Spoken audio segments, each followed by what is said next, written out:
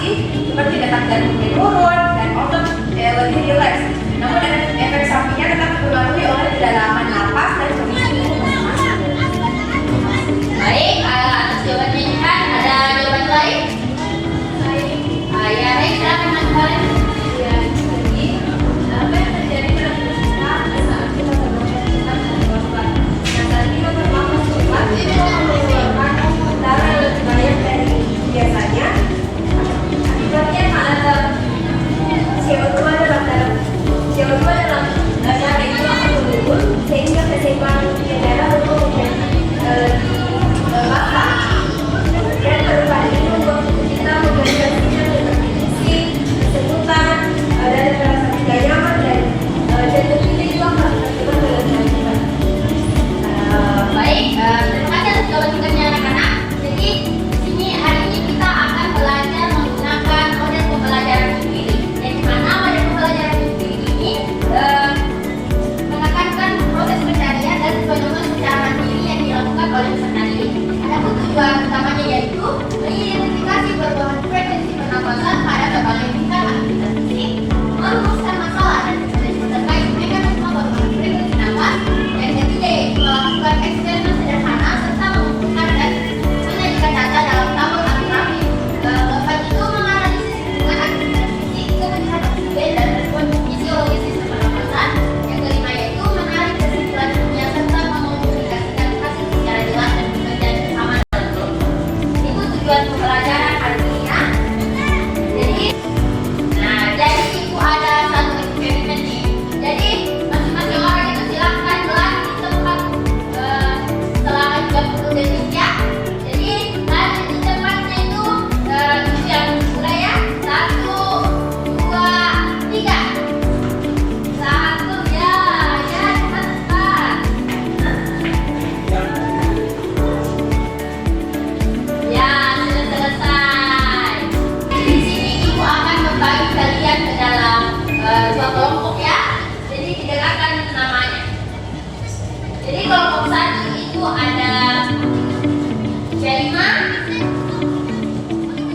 Agus Syawan, Nur Fadila, Nora Syifa, dan Mutiara Fajri. Kelompok 2 yaitu Jihan, Valen, Utami, dan Asia Dewada Syukur. Jadi itu teman kelompoknya. Jadi silakan duduk bersama teman kelompoknya ya. Memegang cukup kuat dan lain-lainnya. Jadi namun sebelum itu tentukan hipotesis dari perdebatannya.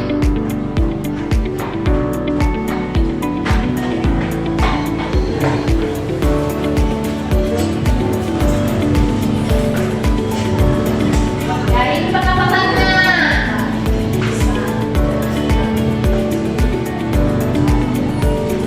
Ya, itu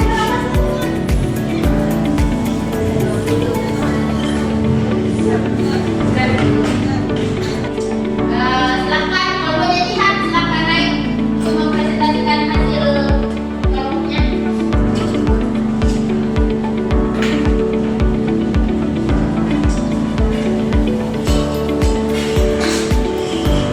Silakan fokuskan pernyataannya mengenai apapun itu dapat menjadi dekat ya. Baik teman-teman, jadi di sini saya perwakilan dari kelompok 2 akan memaparkan hasil tempat presentasi kami yang dimana itu hasil eksperimen kami itu menunjukkan bahwa terdapat hubungan yang berbanding lurus antara tingkat aktivitas fisik dan frekuensi pernapasan.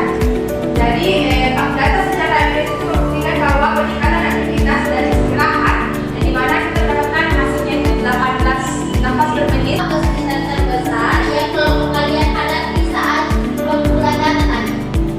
Baik Bu, jadi kesulitan terbesar pada kelompok kami dalam mengumpulkan data itu ada pada bagian pengumpulan datanya. Jadi yang dimana kami kesulitan dalam mencatat frekuensi napas selama 1 menit saat setelah aktivitas fisiknya itu berlangsung Ibu. Karena terkadang subjektivitasnya itu mengatur nafasnya sendiri atau malah tertawa Ibu? Oh iya. Baik, terima kasih atas jawabannya. Silakan duduk. Terima kasih Bu. Ya. Ada tugas individu yang akan diberikan untuk kalian ya. Jadi silakan dicatat.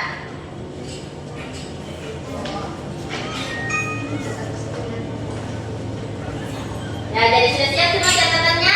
Sudah Ibu.